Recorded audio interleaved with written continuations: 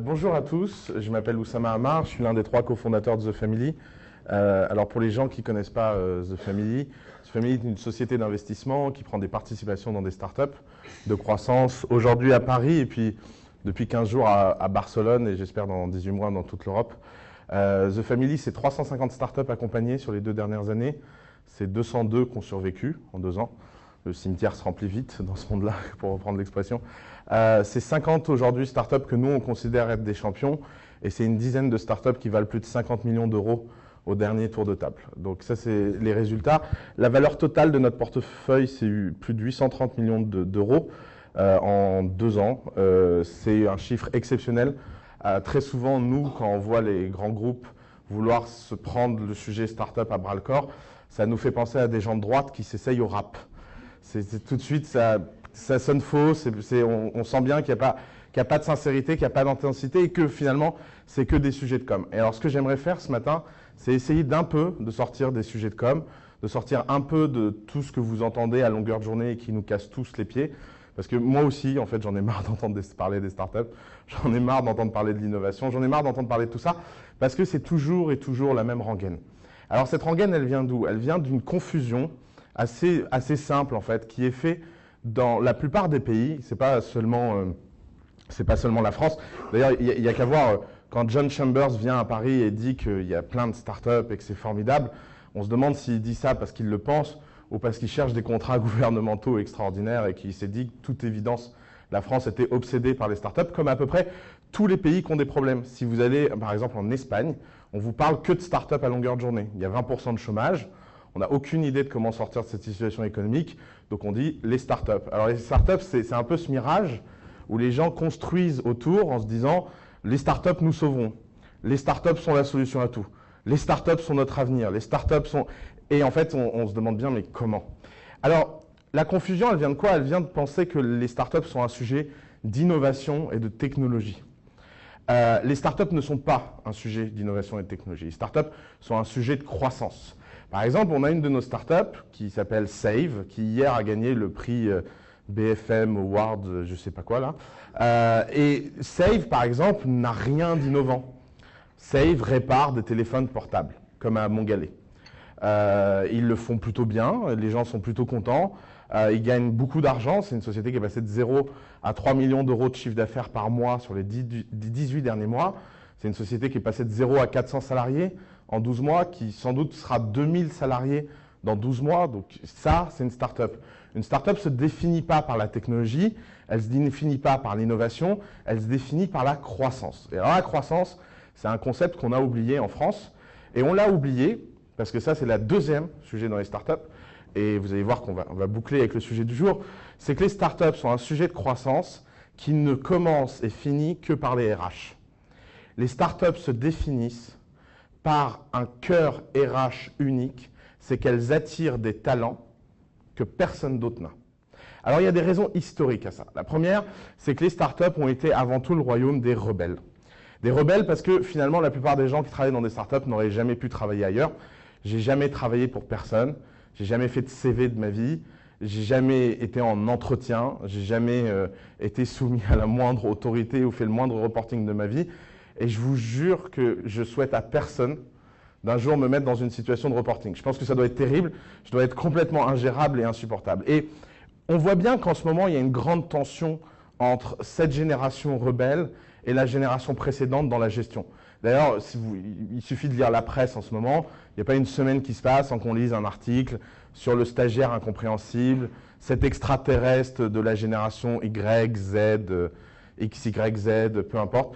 Et en fait, derrière tout ça, il y a quelque chose qu'on ne veut pas voir et qui est finalement quelque chose d'assez dur à entendre, mais que je vais vous dire, c'est que vous le vouliez ou non, il y a un conflit de génération.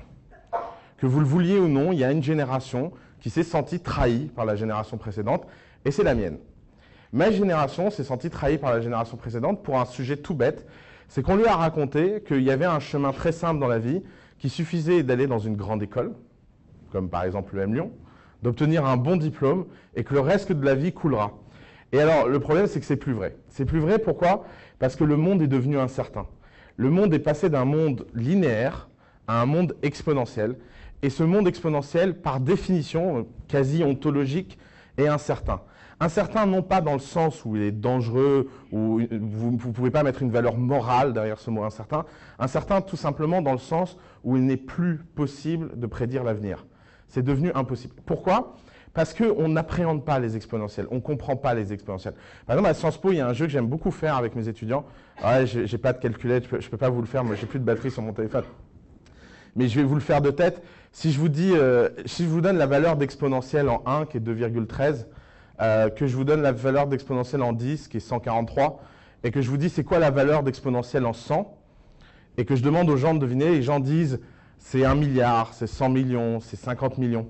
En fait, la valeur en 100, c'est plus de 100 milliards. Je ne me souviens plus du chiffre exact, mais je crois que c'est 143 milliards, 830 milliards. Je n'arrive même pas à m'en souvenir moi-même, parce que le chiffre est tellement absurde et tellement grand qu'il démontre ce qu'est une exponentielle. Une exponentielle, c'est quelque chose qui est toujours décevant au début. Et la technologie, les startups, l'innovation ont toujours cet effet déceptif au début, parce qu'on leur attribue des caractéristiques et des promesses qu'elles ne sont pas capables d'atteindre. Mais une fois qu'elles ont atteint un tipping point, une fois qu'elles ont atteint leur point d'inflexion et que l'exponentielle démarre, elles sont plus prédictibles. Par exemple, imaginez que vous soyez un investisseur et que vous tombiez face à Uber. Qui utilise Uber dans la salle? Ça, j'adore. Qui aime les taxis? Non, je rigole, ne levez pas la main. Si vous prenez Uber la première année, Uber, c'est quoi la première année?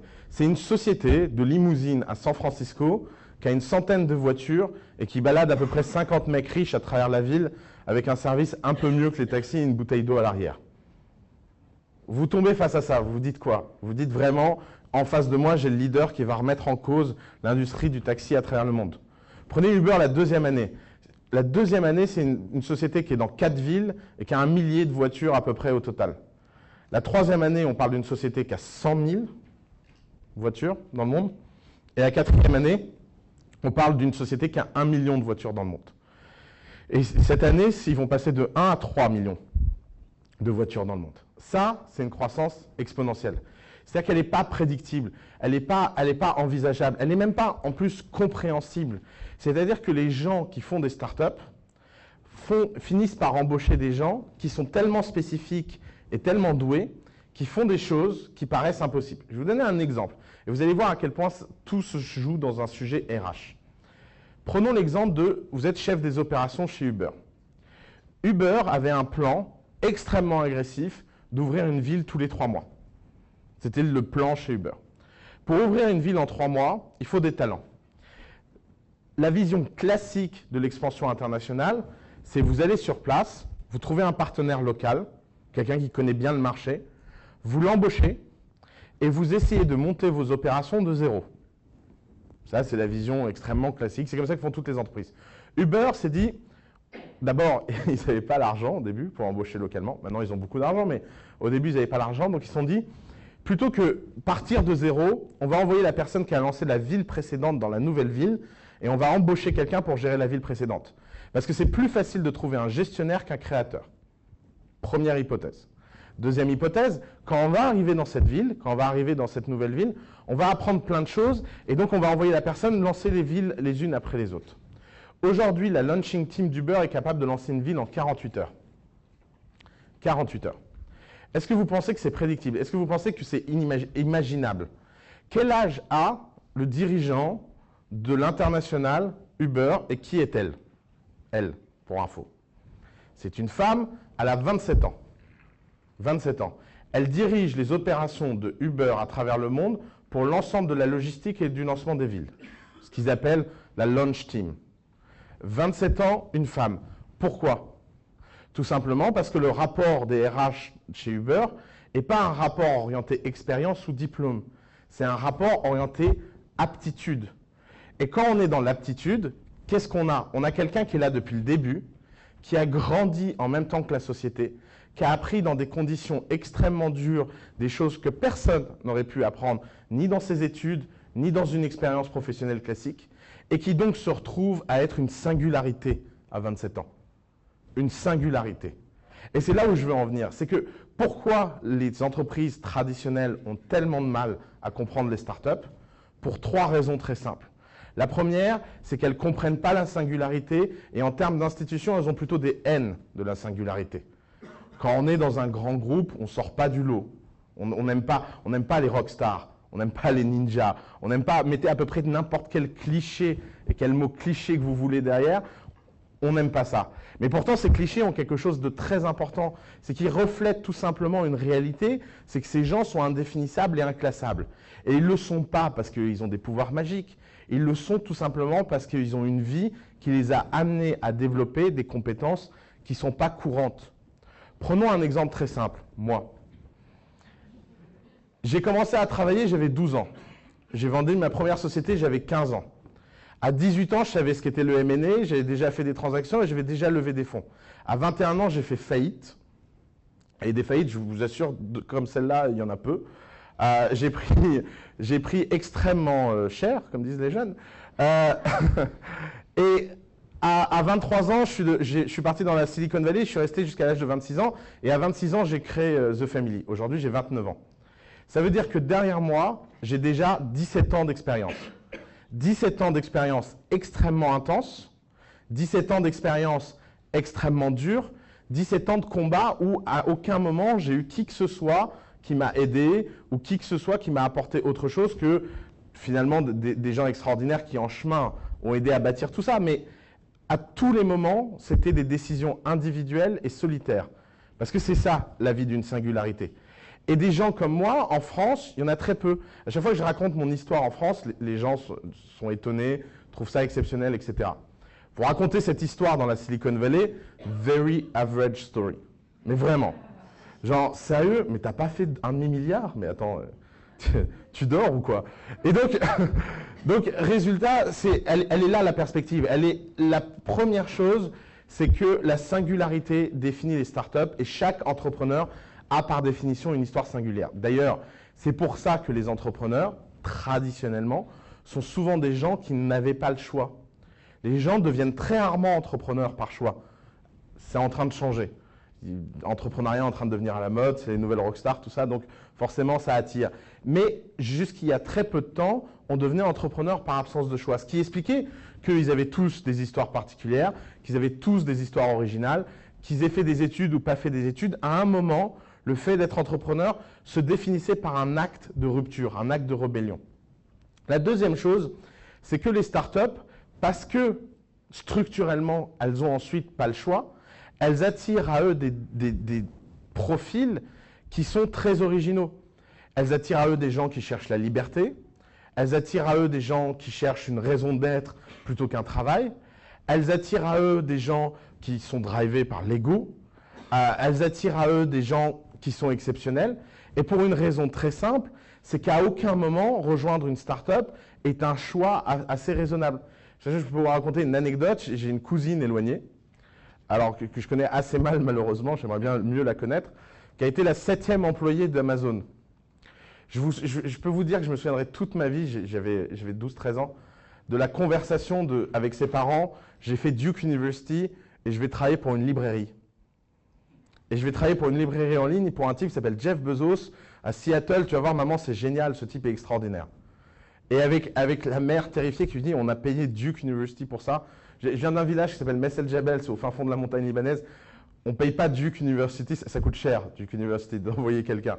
Et quand cet enfant vient vous annoncer qu'il rejoint une librairie en ligne, d'un seul coup, ça crée des drames familiales. Je peux vous dire que personne ne le regrette, ce drame familial. Ni sa mère, ni elle, etc. C'était plutôt une bonne position à avoir. Mais ça ne veut pas dire que c'était prédictible que c'était une bonne position. Elle était portée par quelque chose qui était plus fort qu'elle, par une envie, par une volonté. Et pour elle, c'était une fascination pour un type qui s'appelle Jeff Bezos. Alors ça peut paraître fou, mais c'est ce que les gens font dans le milieu des startups. Ils font des choses folles. Ils prennent des décisions non pas parce qu'elles sont rationnelles, mais tout simplement parce qu'elles sont portées par le cœur. Et la troisième caractéristique unique dans les RH des startups, c'est qu'aujourd'hui, qu'on le veuille ou pas, qu'on l'accepte ou pas, le savoir est devenu une commodité. Et je pense que dans la salle, il y a énormément de gens qui ne sont pas d'accord avec cette phrase. Énormément de gens qui pensent que ce qu'ils savent, leur expérience, leur savoir, etc., est quelque chose d'important. Et pourtant, moi, j'appartiens à une génération, on peut appeler la génération tuto. À peu près tout ce qu'on ne sait pas s'apprend en ligne. Tout ce qu'on ne sait pas s'apprend. Et ça, c'est une grande différence. Moi, par exemple, je me souviens quand on allait en bibliothèque ou en CDI chercher des livres, ça paraît loin. Vous prenez n'importe qui qu'aujourd'hui, à moins de 18 ans, ne s'en souvient absolument pas, ne sait même pas ce que ça veut dire, en fait, aller dans une bibliothèque. Et pourtant, c'était le lieu du savoir, et le savoir était quelque chose de dur, d'inaccessible, etc. Prenons une start-up de The Family au hasard, Agricool. Vous pouvez aller voir agricool.co. C'est le premier conteneur de production de fruits et légumes bio en centre-ville et automatisé. C'est-à-dire vous mettez un conteneur, le premier conteneur est porte de Bercy, en face du cinéma MK2. Vous avez un conteneur, à l'intérieur il y a des fraises qui poussent, le tout est automatisé, et ce conteneur produit des fraises bio, sans polluants, sans pesticides, et qui en plus ont un goût, ça fait très longtemps que vous n'avez pas mangé des fraises pareilles. Prenons cette start-up. Les gens à chaque fois me disent « Ah, ça devait être des ingénieurs en agronomie extraordinaires ». Oui, c'est ça, bien sûr, oui, c'était des ingénieurs en agronomie extraordinaires. Non, c'est juste deux types qui ont un jour vu une vidéo de The Family, et dans cette vidéo, on explique quelque chose qui nous étonne à The Family, quand on analyse les filières. On dit « C'est marrant que l'agriculture, je ne sais pas si vous le savez, mais à peu près 80% de l'argent que vous dépensez pour vous nourrir va dans le transport. » À peu près 80% de l'argent que vous dépensez pour vous nourrir va dans le transport, ce qui est absurde, ce qui n'a pas de sens. Et les coûts du transport ne vont pas se réduire sur un horizon court, parce que même si le pétrole baisse, en fait, il y a des raisons très structurelles au fait que les prix du transport et des prix de la logistique montent. Donc, dans cette vidéo, on dit si quelqu'un arrive à produire en centre-ville, ce serait vachement bien. Et d'ailleurs, on dit une connerie pas possible, on dit oui, on installera des fermes sur les toits. Parce qu'à peu près comme tous les gens qui ont une vision caricaturale de l'agriculture urbaine, on se dit, bah, on a des toits, on va mettre des légumes sur le toit et on va vivre dans cette communauté hippie, heureuse, où on produira nos propres fruits et légumes. Et eux, ils sont venus, ils nous ont expliqué que, bon, d'abord, on était complètement cons, parce que un toit, c'est pire que la campagne. En plus du fait de ne pas maîtriser la température, l'hydrométrie, etc., en plus, il y avait la pollution. Donc, ce n'était pas terrible, en fait, de produire sur les toits, effectivement. Et ils nous ont dit, il y a un objet extraordinaire, ça s'appelle le conteneur. Le conteneur, on peut contrôler la température, on peut contrôler la luminosité, on peut contrôler l'eau, on peut créer un environnement artificiel qui est mieux que la nature. Et on peut créer un environnement dans lequel poussent toute l'année des fruits et légumes en centre-ville et sans aucun problème. Ce n'est pas de la science-fiction, je vous assure, vous pouvez aller voir Parc de Bercy, il y a un conteneur qui produit des fraises. Il y a déjà une liste d'attente pour acheter des fraises. Résultat, qu'est-ce qui est intéressant dans cette start-up? Ce qui est intéressant dans cette start-up, c'est qu'à peu près tout ce qu'ils ont appris pour construire ce conteneur, ils l'ont trouvé en ligne dans des tutoriels. Après, ils ont eu deux coups de génie. Premier coup de génie, c'est d'arriver à assembler tout ça. Alors ça, effectivement, c'est pas parce que tout s'apprend qu'on arrive à tout apprendre. C'est-à-dire que la différence, avant, la personne intelligente était la personne qui savait des choses. Il y avait une confusion entre le savoir et l'intelligence. Maintenant que le savoir est devenu une commodité, on reconnaît réellement l'intelligence des gens, leur capacité à transformer ce savoir en quelque chose d'opérationnel. Et le deuxième coup de génie, c'est qu'ils ont réussi à faire tout ça avec des moyens très très limités, parce que comme ils n'ont pas d'argent, comme ils n'ont pas levé d'argent, parce que vous imaginez le discours, vous venez voir un investisseur et vous dites je vais faire des conteneurs pour produire des fruits et légumes. En fait, c'est exactement comme traverser la Manche sur un radeau, faire ça. C'est-à-dire quand vous êtes sur le bord et que vous allez traverser, les gens vous disent « Waouh, c'est incroyable, c'est un héros, il va traverser la Manche ».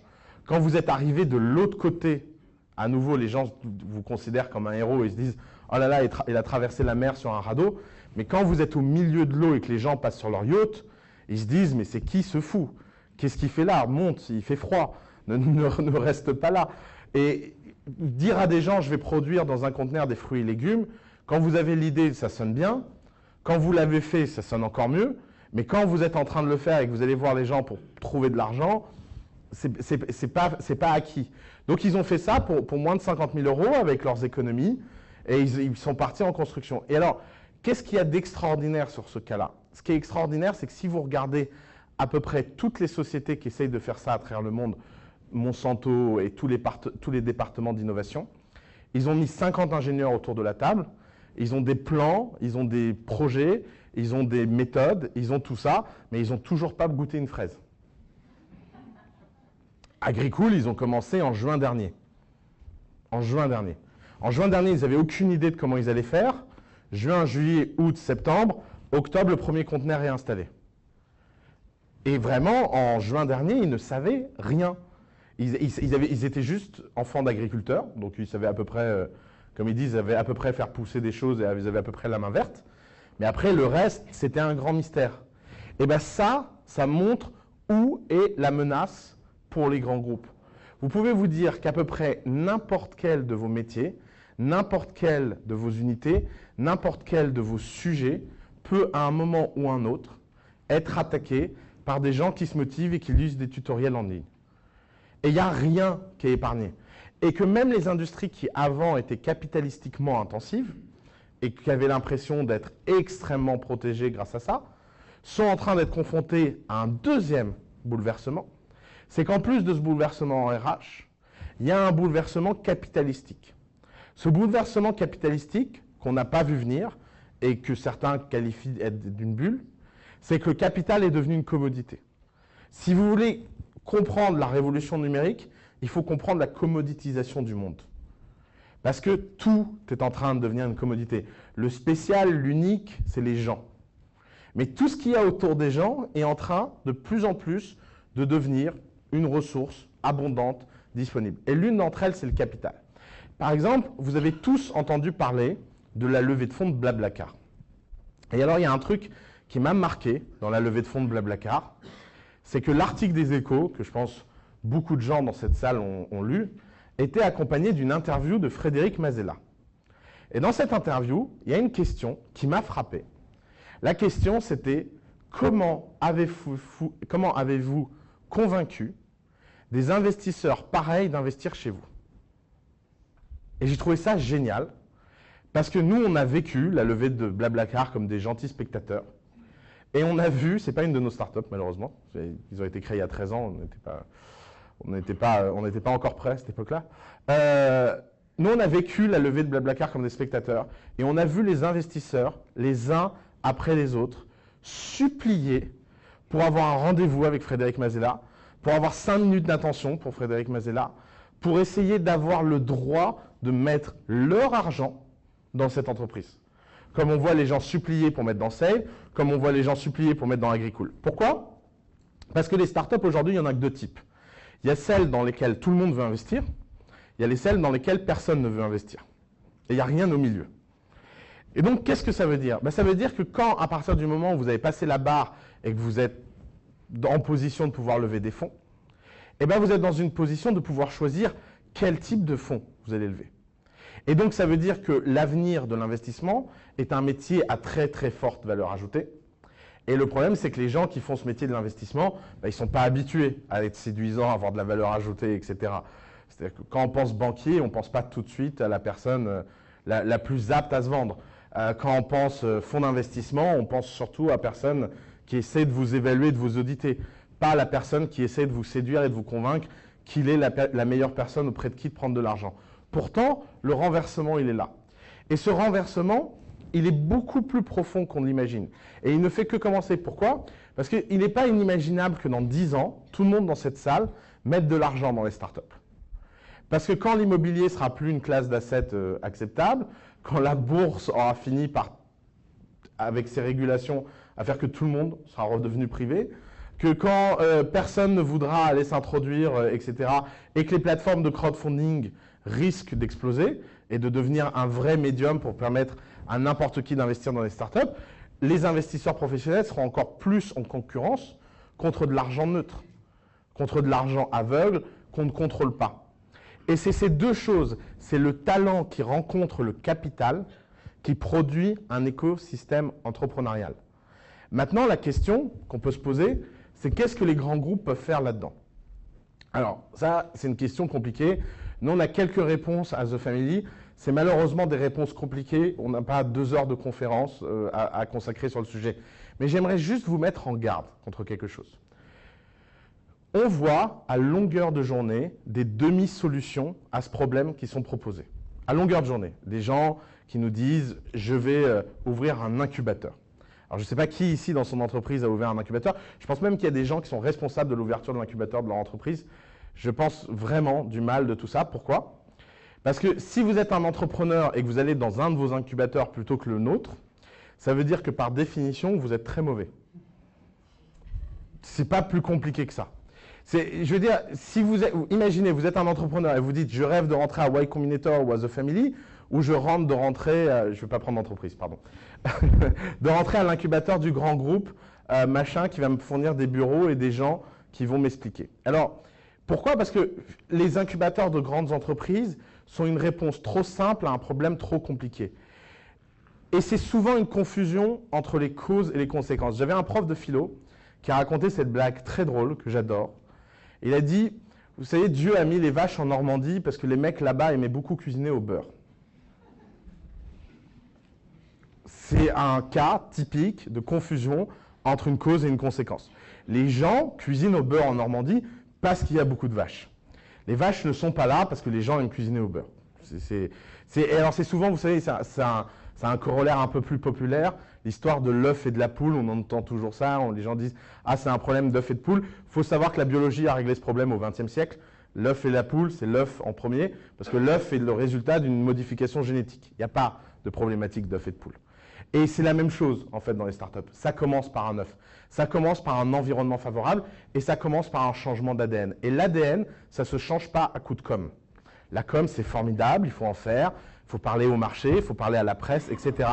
Mais si on est dans une schizophrénie où on pense que ce qu'on raconte suffit par rapport à ce qu'on fait, la porte à la Kodak, elle n'est pas loin.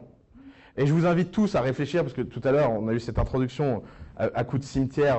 Moi, ça m'a fait frissonner pour vous. Je me suis dit, oh là là, les pauvres. Kodak, il valait 55 milliards l'année avant de valoir zéro. Kodak n'est pas passé de 55 milliards de valeur en bourse à 50, puis 45, puis 40, etc. Non, non, on est dans la foudroyance. C'est-à-dire qu'on passe de 55 au dépôt de bilan.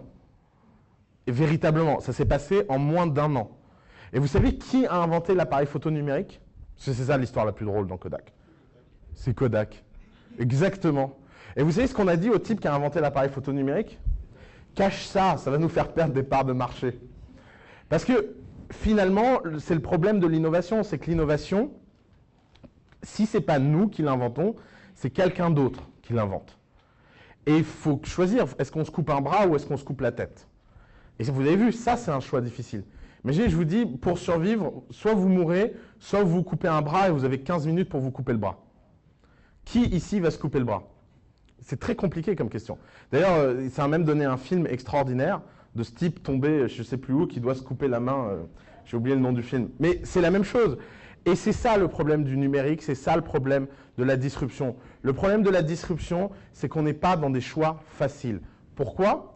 Parce que vos organisations ne sont incapables d'attirer les talents dont vous avez besoin pour la prochaine génération. Je vais vous prendre un exemple de talent. Qui connaît ici la plateforme Coursera? Ça m'intrigue. Ok. Donc on a à peu près 20% des gens qui connaissent Coursera. Alors, un chiffre sur Coursera. Coursera, c'est une plateforme qui a à peu près 28 mois maintenant. Et Coursera, on parle de 15 millions de personnes tous les mois qui viennent et qui apprennent des choses en ligne. Prenons un cours sur Coursera. CS 101. CS 101 est le cours d'intelligence artificielle le plus approfondi et compliqué du monde. C'est le cours d'intelligence artificielle de Stanford. Quand vous êtes en computer science à Stanford, vous ne prenez pas ce cours parce que vous avez peur de vous prendre une mauvaise note et que ça impacte votre diplôme et votre GPA. Vous savez, les étudiants américains sont extrêmement stratèges dans les cours qu'ils prennent, étant donné que les profs sont notés. Donc, ils ont une information sur quel prof est sévère, quel prof n'est pas sévère. CS 101 est fait par une légende de l'intelligence artificielle. Donc, quand vous êtes une légende dans une fac américaine, vous pouvez vous permettre ce qu'aucun autre prof peut se permettre, c'est-à-dire maltraiter les élèves. Et donc, les gens sont terrorisés. Combien de gens, sur une promo d'à peu près 1000 personnes par an, combien de gens suivent ce cours à Stanford? Entre 30 et 40 personnes. C'est-à-dire qu'il y a à peu près une dizaine de mecs qui se sont levés trop tard pour s'inscrire ailleurs, donc ils ont fini dans ce cours terrorisé. Il y a à peu près une dizaine de mecs qui sont fascinés par l'intelligence artificielle, alors eux, ils sont très contents d'être là. Et puis après, vous avez toutes les nuances de gris entre ces-là qui font les 20 autres, un mélange entre hasard et passion. 40 personnes. Coursera a mis ce cours en ligne. C'est l'un des premiers cours que Coursera a mis en ligne. Donc ils ont fait quoi? Ils ont mis une caméra et ils l'ont produit. Vraiment, d'ailleurs, ça me fait rire parce que les gens me disent toujours, mais où est l'innovation? Bah oui, il n'y a pas d'innovation. D'ailleurs, on s'en fiche de l'innovation. Vous n'imaginez pas à quel point l'innovation n'est pas le critère. Le critère, encore une fois, c'est la croissance. Alors, qu'est-ce qui s'est passé en termes de croissance? Bah, des centaines de milliers de personnes se sont inscrites à ce cours. 200 000 pour être exact. Sur les 200 000, combien l'ont suivi? 100 000. Sur les 100 000, combien l'ont fini? 50 000. Sur les 50 000, combien ont réussi à passer l'examen? 5 000. Et sur les 5 000 qui ont passé l'examen, il faut savoir qu'il y en a plus de la moitié qui ont moins de 18 ans. Moins de 18 ans. C'est-à-dire que vous avez 2500 personnes dans le monde. 2500. On passe de 40 à 2500. Ce n'est pas un petit choc. Ce n'est pas un détail. Ce n'est pas une anecdote. On passe de 40 à 2500 personnes qui suivent le cours d'intelligence artificielle le plus exigeant du monde, qui en plus passent le même examen que les élèves de Stanford, le réussissent et ils ont moins de 18 ans. Ces gens-là, ils vivent où?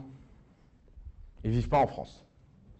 Parce que les gens de moins de 18 ans en France, ils ont à peu près 40 à 45 heures de cours par semaine au lycée, à écouter des cours qui ne servent à rien, leur serviront strictement à rien, qui ne leur apprennent rien du tout, pour une seule raison, être sélectionnés pour rentrer en prépa et aller dans des grandes écoles. Vous vous souvenez de l'histoire. Résultat, qu'est-ce qui se passe? Où sont les gens qui passent ces cours et ces certifications? Eh bien, ils sont dans le tiers-monde. Et ils sont dans le tiers-monde parce que dans le tiers-monde, ils n'ont pas 45 heures de cours par semaine. Ils sont laissés et livrés à eux-mêmes, ce qui n'est pas une chance. Ils n'ont pas les infrastructures nécessaires pour les éduquer, mais résultat, une infime minorité d'entre eux apprend par eux-mêmes. Et parce que cette infime minorité a accès à quelque chose d'unique, la gratuité des cours en ligne sur Coursera, vous imaginez Stanford gratuit, Yale gratuit, Columbia gratuit, EM Lyon gratuit, effectivement, ben, EM Lyon, et énormément de grandes institutions, et ben ces gens-là se retrouvent à apprendre des choses exceptionnelles. Maintenant, projetons-nous 10 ans plus tard. Vous avez des gens qui ont appris énormément de choses et qui se présentent devant une grande entreprise. Et d'ailleurs, je ne vais pas dire française, parce que c'est la même chose aux États-Unis, c'est la même chose en Angleterre, c'est la même chose en Allemagne, c'est la même chose en Italie, c'est la même chose en Chine. On se présente avec ce genre de bagage-là devant un grand groupe et on n'a pas d'autre diplôme que Coursera. Vous pensez qu'on est recruté où? Nulle part. Pourtant, c'est une population qui a énormément de savoir-faire. Qu'est-ce qui se passe? Qu'est-ce que ces gens deviennent? Entrepreneurs. Le taux d'entrepreneurs dans une société ne reflète que l'ensemble des opportunités qui ont été refusées à ces mêmes gens. Rien de plus, rien de moins. Et si les grands groupes veulent être sérieux par rapport à la transformation, ils ont deux choix. Ils ont un choix numéro un qui est la résilience, qui est de se dire qu'ils étaient là pendant 150 ans, donc ils seront là pendant 150. Finalement, c'est avoir une perspective historique assez limitée, vu la taille de l'univers, l'âge du monde. C'est pas parce que quelque chose a existé sur 150 ans qu'il existera encore très longtemps.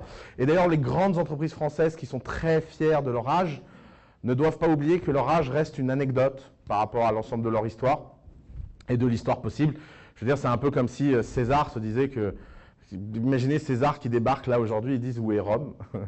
Pourquoi personne ne parle latin? Bah oui, c'est parce que le monde évolue, parce que les choses avancent. La deuxième chose, soit elles partent sur leur résilience et elles sont obsédées par leur résilience, et il faut gérer sa résilience. Je veux dire, les grands groupes ont tous des sujets extrêmement importants, elles ont besoin de compétences extrêmement traditionnelles pour garder le plus longtemps possible leurs revenus. Mais ça ne peut pas suffire. Il faut aussi créer le monde d'après, il faut aussi créer un sujet au-delà de ça, et ça passe par le fait d'attirer des talents. Alors, et je vais conclure là-dessus. Quel est le problème? Supposons maintenant que vous ressortiez tous de cette salle convaincus qu'il faut embaucher des gens qui viennent de Coursera. Ça va être quoi le problème? Le problème, c'est que même si vous les embauchez, ils ne vont pas rester très longtemps. Pourquoi? Parce que la hiérarchie, parce que la structure, parce que la politique, parce qu'à peu près tout ce qui définit les mots des grands groupes sont finalement assez ontologiquement liés aux grands groupes. Pourquoi? Parce que les grands groupes ne sont pas capables de construire leur renouveau en dehors d'elles-mêmes. La plupart des grands groupes ont énormément de mal. D'ailleurs, il n'y a qu'à voir comment les grands groupes traitent le sujet du numérique. Et ils ont tous nommé un directeur de l'innovation ou un directeur du numérique. On appelle ça les digital... comment? CDO, Chief Digital Officer. Alors, il me semble que quand l'électricité est apparue, on n'a pas nommé Chief Electrical Officer. J'ai pas souvenir de ça. Et donc, les Chief Digital Officer, finalement, je les plains, vraiment, toute mon empathie, parce que ça veut dire que vous mettez le numérique dans une fonction support au lieu de le mettre au cœur de votre entreprise. Le Chief Digital Officer d'une entreprise, ça doit être le CEO. Soit le CEO prend au sérieux ce sujet et est convaincu au-delà des sujets de com, et il est fondamentalement convaincu qu'il y a un problème et qu'il y a une transformation à prendre en cœur, soit c'est pas très grave, un Uber à un moment se créera. Et alors, cette expression de l'ubérisation qu'on doit à Maurice Lévy, je crois, je la trouve extraordinaire parce qu'elle a capté en fait l'une des entreprises les plus violentes et les plus extraordinaires de l'histoire. Uber, on en pense ce qu'on veut, mais passer de 0 à 3 millions de chauffeurs en 5 ans, en termes opérationnels et exécution, il n'y a pas mieux. Et on ne parle pas d'innovation, on parle d'une app où vous appuyez sur un bouton, il y a un chauffeur qui vient. On ne parle ni de physique quantique, ni de téléportation, ni de voyage dans l'espace. On parle vraiment, vous appuyez sur un bouton, il y a une voiture qui vient. Ce qui est en fait incroyable et qui devrait tous nous faire réfléchir sur nous-mêmes, c'est-à-dire que pour nous, aujourd'hui, l'innovation suprême dans le monde, c'est des types qui conduisent des voitures. Réfléchissez à ça. Parce que, encore une fois, la technologie n'est pas le sujet important. La technologie est finalement juste un détail. Et d'ailleurs, pourquoi les Chief Digital Officers se trompent de combat?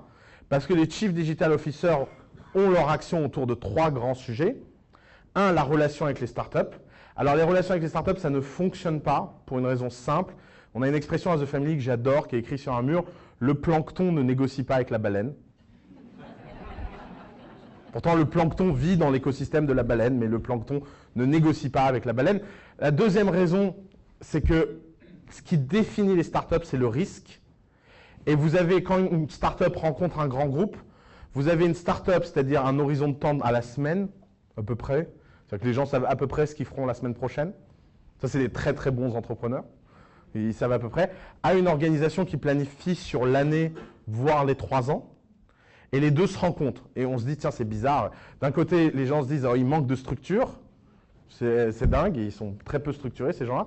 Et de l'autre côté, on se dit, mais qu'est-ce qu'ils sont lents. Alors que de l'autre côté, ils disent, chef, ce dossier, on le fait venir rapide. Hein. En janvier prochain, on passe en COMEX. Et la startup se dit, non mais mon Dieu, en janvier prochain, mais c'est dans 6 mois. Mais qu'est-ce que je serais mort.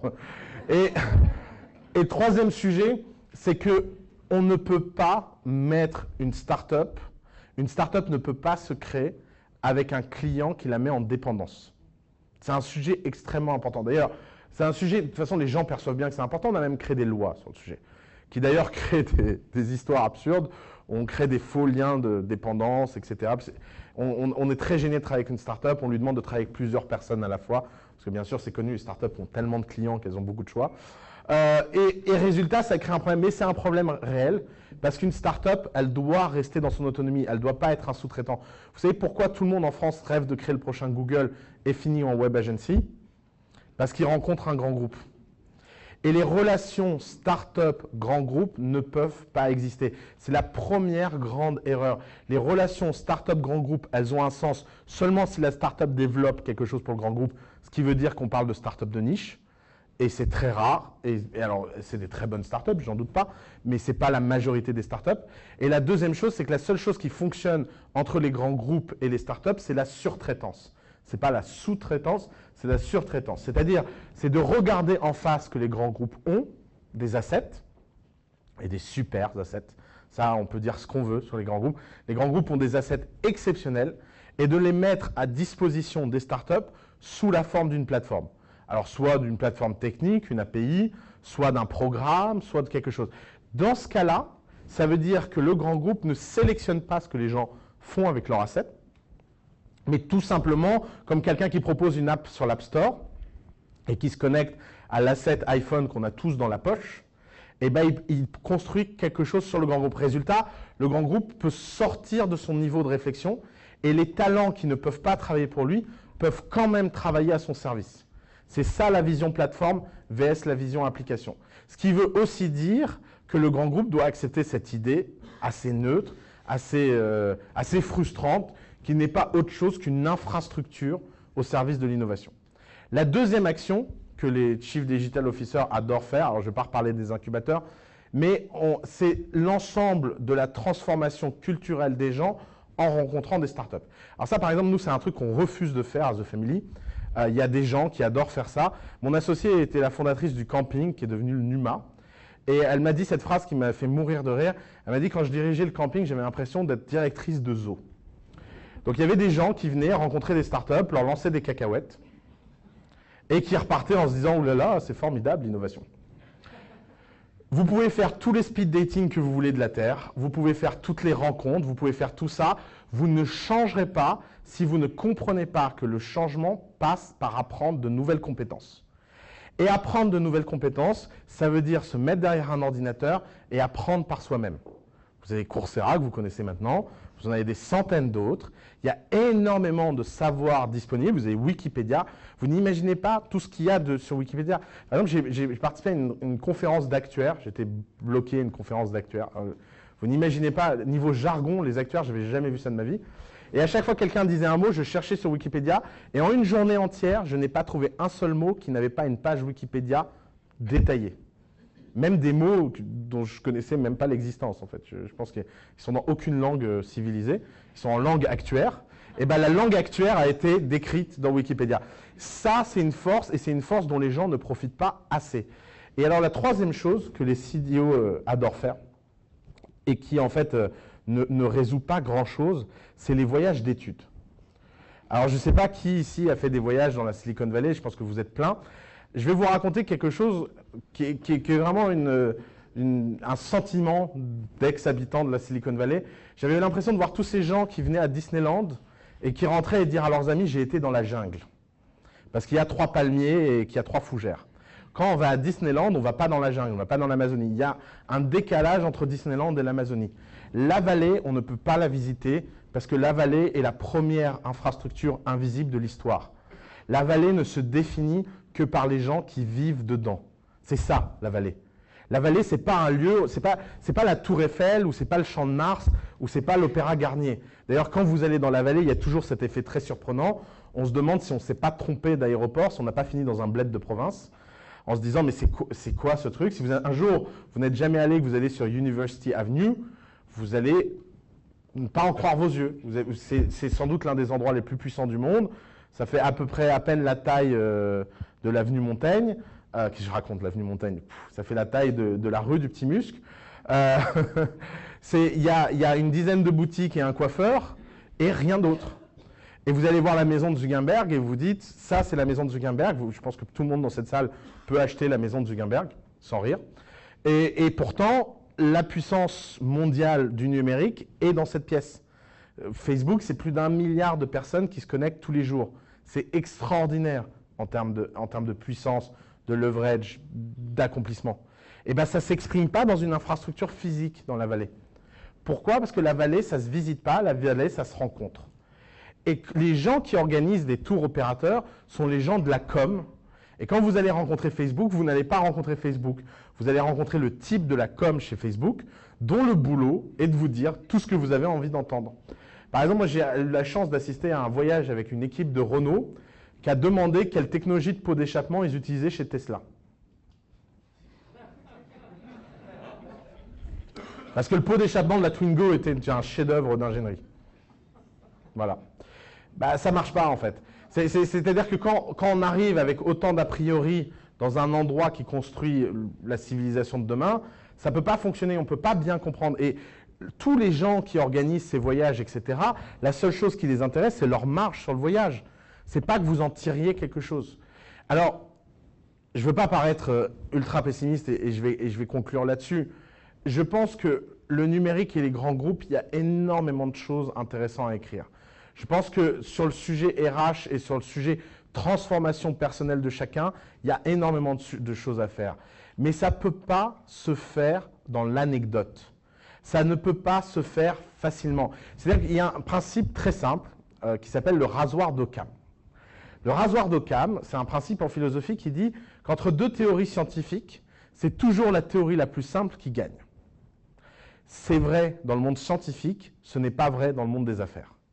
La simplicité dans le monde des affaires, ça ne fonctionne pas. Si vous regardez à peu près toutes les révolutions dans le monde des affaires sur les 30 dernières années, elles ont toujours été contre-intuitives. Toujours. Si les startups sont tellement dures à analyser, tellement dures à comprendre, tellement dures à appréhender, c'est parce que fondamentalement, par nature, elles sont contre-intuitives. Qui ici aurait imaginé qu'un jour tout le monde aurait un ordinateur ? Qui ici aurait imaginé qu'un jour tout le monde aurait un téléphone portable? Je peux vous raconter une anecdote. J'ai un petit neveu avec qui je regardais un film récemment, un grand film que tous les enfants devraient voir, Piège de cristal, Die Hard. Et à la fin, qui est pour moi un monument de mon enfance, je veux dire, Bruce Willis, tout ça. Et à la fin, je lui dis, surexcité, alors, ça t'a plu? Et là, j'ai une moue un peu étrange. Je me dis, oui, bon, mais c'est pas très réaliste quand même comme scénario. Je dis, comment ça, réaliste? C'est quoi cette histoire? On ne cherche pas du réalisme. Il dit, non, mais quand même, il y a de l'abus. Le type est bloqué dans un bâtiment. À aucun moment, il prend son téléphone portable pour appeler la police. Je dis, mais tu sais, Ali, il n'y a pas de téléphone portable à l'époque. Quoi? Et là, on est parti dans 3 heures de discussion sur comment les gens faisaient. Et j'ai eu le droit, et alors moi j'étais très gêné, je lui dis, écoute, moi j'ai des vagues souvenirs, parce que j'étais petit. Alors, je sais que quand les gens se donnaient rendez-vous, ils se posaient beaucoup de lapins, parce que... mais les gens se donnaient rendez-vous quand même, bah oui. Et alors, à distance, comment ça se passait? Et puis quand tu étais en retard, comment tu prévenais les gens? Bah, tu prévenais pas les gens t'attendaient. Et c'est ça le contre-intuitif, c'est que une fois que c'est passé, aujourd'hui, qui dans cette pièce voudrait vivre sans téléphone portable? Enfin, voudrait, peut-être pas le bon mot. Qui ici pourrait vivre sans téléphone portable? Peu de gens pourraient faire ça. Pourtant, le téléphone portable, quand c'est sorti, on se demandait bien qui en achèterait. Il y avait même, moi, on m'a raconté cette plaisanterie, qui a besoin d'un téléphone portable? Le Golden Boy, comme ça, il en a un entre sa voiture et son bureau. Parce qu'à l'époque, on se disait que les seuls gens assez absurdes pour vouloir être appelés quand ils sont dehors étaient ces gens qui avaient besoin de toujours être en ligne. Aujourd'hui, on est tous en ligne. Alors, progrès, pas progrès, c'est justement tout le sujet. C'est pas comme ça qu'on pose le débat. On s'en fiche. C'est pas un débat de morale. C'est un débat d'inévitabilité. Quand vous avez un tsunami qui arrive sur vous, vous pouvez pas philosopher en vous disant « Tsunami, es-tu légitime ?» Non. Tsunami, il arrive, il rase tout, il prend tout. Et bien, c'est la même chose dans la révolution numérique.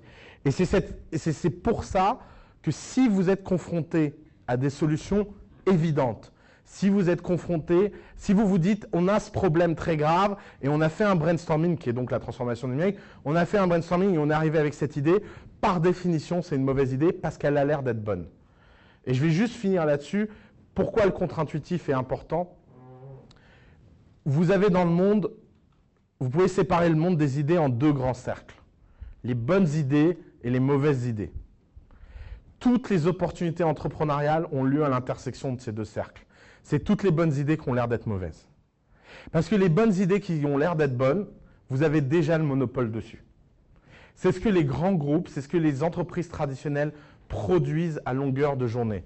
Elles sont remplies de gens très intelligents qui font des brainstorming toute la journée, des réunions toute la journée, j'imagine, hein, je caricature. Ils font tout ça et à la fin, ils produisent des bonnes idées. Vous avez Orange qui se lance dans la santé, par exemple. Parce que c'est une super idée. On voit bien que le marché de la santé numérique va exploser. Pourquoi Orange échoue lamentablement dans ce marché? Pourquoi? Tout simplement parce que c'est une bonne idée. Et je sais que c'est compliqué à comprendre, je sais que c'est heurtant et que c'est contre-intuitif, mais c'est parce que justement, il n'y a aucun débat sur l'idée que l'idée ne peut pas exister. Parce que les bonnes idées qui ne font pas débat, si elles n'existent pas déjà, c'est parce que personne n'en veut. C'est ça la réalité. Les vraies idées qui peuvent émerger sont les idées, quand vous les entendez, vous dites non mais ça ne marchera jamais. Quand vous dites cette phrase, et si vous apprenez quelque chose dans la vallée, c'est à ne jamais dire cette phrase. Pourquoi? Parce que dans la vallée, tout le monde est traumatisé. Par exemple, je vous ai parlé d'Uber tout à l'heure. Je peux vous parler 2 minutes de mon petit traumatisme personnel. Un jour, j'étais inscrit sur AngelList, la plateforme d'investissement. J'étais le 100e utilisateur d'AngelList dans l'histoire. Je reçois le premier dossier qui lève de l'argent sur AngelList, Uber. Je fais un coup de téléphone avec le type et je lui explique pourquoi ça ne marchera jamais. Voilà. Résultat, maintenant, je suis condamné à faire des conférences. Je plaisante. Tout ça pour vous dire qu'il n'est pas possible d'être obsédé par la bonne idée. Vous devez chercher des bonnes idées qui ont l'air d'être mauvaises. Si les idées ne vous heurtent pas, si vous n'êtes pas en inconfort, si vous n'avez pas un grand risque que ça échoue, ça veut dire qu'il n'y a pas un grand opportunité que ça réussisse. D'ailleurs, nous, à The Family, on a une petite astuce pour ça. C'est tout simplement, on n'évalue plus les idées. On a arrêté. On évalue simplement les problèmes. Parce que ça, par contre, c'est très prédictible.